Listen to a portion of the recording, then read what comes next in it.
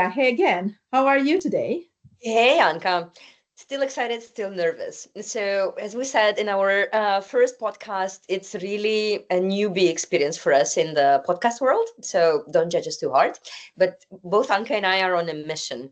So, we're sharing in this series what leading as you, whatever that means, is for women in the corporate. And we would like to take our private conversations out there to you, if this resonates, so that you can find your way to lead as you. So that's my little bit nervous, little bit excited explanation. How are you today? I'm good. I'm good. Spring is here outside. Very nice weather in Sweden. Also very nervous for our second episode, but I'm very happy to see that we have received some good reflection from our women watching our first episode, and I'm really looking forward to our next episode, which is today. And because today we talk about something that no one puts on LinkedIn, is really about the tough part, the inner work, because in order to lead as you and to start to understand who you are as a leader, we need to start digging a little bit deeper in your values, wounds, vision, dreams, and it becomes more uncomfortable. So Lydia, you are the expert on this. What inner work means for you? Yeah, well, expert. I've suffered my pain, let's put it this way. So that's where my expertise starts. Indeed, this is not the shiny stuff, because, kind of, I feel that really so many women, if not to say majority, have been conditioned to what a good girl script looks like.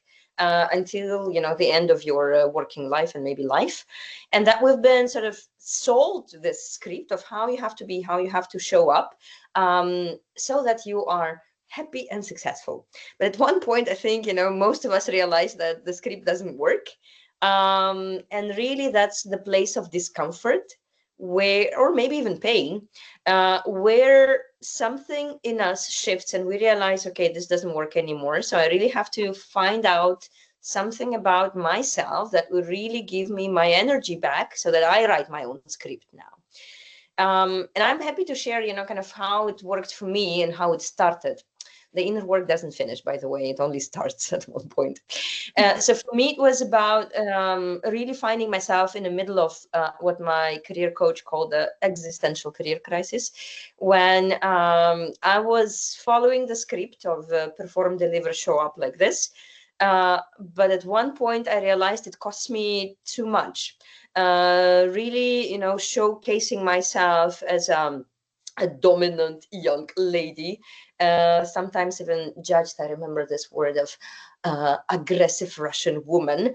I was like, okay, that's what you call assertiveness now. Fine. But then really trying to, to see when I what the crisis was is that I was offered the next level role, but I was really like feeling sick of it, and I couldn't kind of get myself into the office, and I realized I need to talk to somebody about this. And that was the first time I talked to a career coach, and she said, okay, you really are in a tough position when you've got this track record.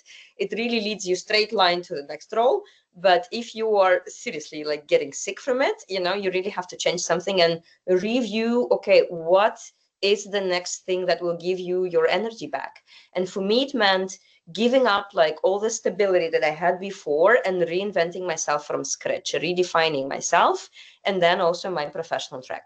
So that is how it started for me. What about you? Yeah, and for me, in a way similar. I have been fortunate to work in many companies, and I always, without actually realizing, in my early career, I was fortunate to do a lot of innovation, and it just I had this kind of a happiness and the joy and the freedom and then with the career progressing, moving to other companies where maybe that part of innovation was not so much required. So I was put more into another role, despite of of recognition, of hierarchy, of the payment. I was not happy. I was really struggling, and I was always trying to find a way to find this happiness of innovation or of technology or, being who am I. But that made me to realize that, career, recognition of a title, money doesn't make me happy, doesn't really make me happy. So I was really, really struggling, thinking, what do I need to do? So at that time, I had to take some, actually, as you did, a little bit of a redefine who am I and what makes me happy. And actually going back to basics in a way that, like, I want to be, for example, I want to look for a company which it doesn't really matter the title, but it matters more the values, recognition, who you are, where you are happy, you have the freedom, you know, that's where I have actually starting still very incipient about the most important is what makes you tick Yeah. and how you want to be seen and how you want to act. But then older you grow, you become more aware about how you lead, about the impact you have with the people. Also world is changing and is opening, and you learn more about yourself. You learn what is important for you in life. You realize several things. So I really kind of, also with a coach, someone asked me, where do you see yourself? What do you want to do? What's your dream? What's your passion? And then I start realizing that it's not really about, be this career girl that wants just a title. It's something else that, I want to change the world. I want to make something different for the community. I want to give back. I want to, with my mission, and we were joking about my million women in tech, because it's something that I want to give back, and I want to do it really from kindness and supporting. And that's where I think the click happened.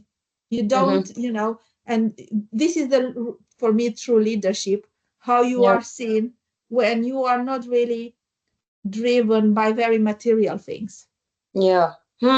Interesting. What you made me now think of is when we define, what picks up our energy, like defining a mission that we want to stand behind. I love this, and this is, what the coach has done to me. This is also what I offer to women, but also I find it really important to pay attention what takes our energy away, actually. So I'm sure, kind of we all have these moments, but I remember very, very vividly a moment when on a Friday afternoon, I was leaving the office super late because I had this terrible conversation with my key manager, where he was telling me that, okay, you have to position yourself differently and basically like remold yourself. And I remember walking out of that conversation, really going to the bathroom and crying. And when I came out with my eyes red, a woman met me and she's like, you cannot cry in the office. Like, this is not good for your positioning. But I left and I reflected about this for the whole weekend after. And I realized also the moments of pain, when we're about to cry, when we have some really difficult meeting or conversation or feedback, are really also showing us something that we really, we experience a lot of energy loss because of. And that moment helped me realize that, it is super important for me to really stick to who I am. And then, I started a lot of definition work. So also paying attention to the negative emotions, even though none of them are Now, positive or negative. and now you trigger me another thought, because I think how many of us have been, we seen the same. We are in a meeting where you do not really agree with what is said there. And then how many of us dare to stand up and say what they really think, accepting the consequences of that? And in how many of us, in many cases, actually, they just choose to stay quiet. And Yeah. then this staying quiet, it's actually eating up you alive more than maybe standing up and saying what you think about. Yeah. And this is something that I'm sure that every woman, everyone actually, maybe not even woman, it's probably very general that people, and it's not about really not agreeing but it's really because I'm not talking about small things. I'm talking about really big principle things where, you know, Mhm. which really, because that's when you react so badly, because it affects your system of values, Yeah. which you cannot really go accept it. So closing eyes is really, really painful when you need to pretend that you are accepting things that are against your values. Yeah, yeah. And you know what you said is so true. I so agree that the silence kills the Yes. energy of that movement that we want to have and change something, however big or small that is. But it's also true, and there are studies about that women are more penalized for saying that something is wrong than men are, and that's exactly when we're, being labeled too emotional, one workaround, unfortunately, that still we need in this world, is that whenever you disagree with something, how you can position it, more nicely, is that it's not wrong to you, but also this is going to affect our company, our business, and da da da da da. Unfortunately, the world is still requiring women to think more about this. But one tip: if you strongly disagree with something, think about how you can relate it to the business, the mission, the strategic priorities, yada yada. And now you made me laugh because you just really opened a memory from my early careers.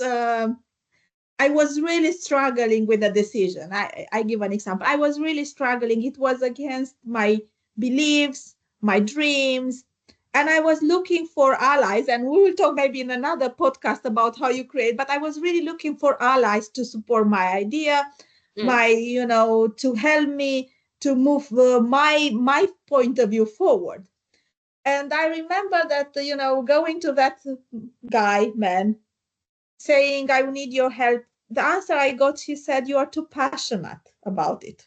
mm, This is something that never goes away from my brain, because in my brain, I'm translating this. You have been emotional. You are too loud.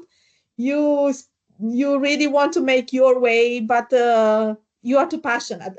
So this, for me, while the passion is always when you are looking for leaders that have charisma, that they are passionate about things. In this time, it was bad to be passionate, and I have been qualified always of being very passionate. And now going back about who I am, I'm actually a very passionate person.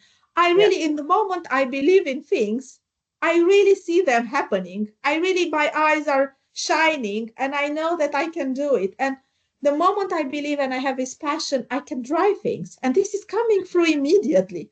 So, in a way, to kill this passion, because he didn't want to help me with that, Mm. really affected me very badly. No. And I mean, this happens. This is true. But I'm just thinking, and we'll talk about this more in the allies episode. But really, perhaps this is just not the ally, because I also, and I'm sure you have these examples, but I can share one of mine. When I talk to somebody that a topic that I felt is really addressed in a wrong way, and I said that I have not been sleeping on the wrong decision to be taken, that's where one of the people that later became a fantastic sponsor of mine said, wow, you really care. And so for me, it was also, in a way, a sign of really, with the right people, the type of emotion that we may have for something will really elevate us. But staying silent, keeping yourself down all the time and not talking, not expressing your emotion, is actually absolutely the killer of everything, of all your energy that you can use positively.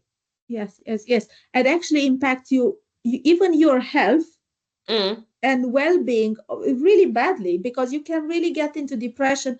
And I'm sure that it's like a spiral. It's a negative spiral. More quiet you are and more you take in and internalize instead of speaking it up, is really yeah. dragging you down. And that's a place where it's very hard to go up again.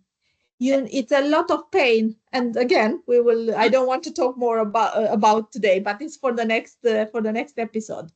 Yeah, and I even, kind of, I have statistics for everything on women, I think, in the workplace. But for this one, I know that it's almost 60% of women who feel burnt out because they have to mask really all their emotions. And even if you think about it on a very body, like, organism level, when we are emotionally charged about something, we have the hormones in our blood, and when we're suppressing them, really we're putting our immune system down to really just, keep down, everything that we actually feel. So one question, one tip is, how can you smartly think about how can you truly express what you experience regarding a certain thing that you disagree with, maybe. So that's something I really wanted to share. But we have in every episode a few tips that we like to pass on to the women listening to us. And for this episode on the inner work, what are the tips? I think we have 2 tips in this episode. One was actually to write down a fear of leading as you, meaning stability, security, what is this fear? And the second one is actually what I call a true to me filter for decisions, meaning looking the next time when you have a meeting, a project, or another opportunity, before saying yes to everything, ask yourself, does this align with the leader I want to become? Or I'm just playing a good girl? Write down, reflect it, and of course, we can talk in our session if you will be the one that you'll be part of the coaching session. Cool. Right. And that's that's the invitation then. We want this to unfold for you. So please share with us in the comments or in DM, if you prefer that, what has resonated out of this episode with you. Really, we want to have this conversation with all of you. So please share. Feel free to share this episode also with somebody you feel needs to hear it. And also we invite you to register for the final event, where we're just going to sum all of it up of what we see works for women to lead as you. And as Anca said, one of you will have a chance to have some real life conversation with us. So we can't wait to see you there. And next time we'll talk. Yes, next time it's about the cost of being real you, or about being, who you are. And let's see what makes you not to be your real you, and how difficult is that. So till next time. See you Be soon. you, be who you are. Till next time, and talk to you soon. Bye.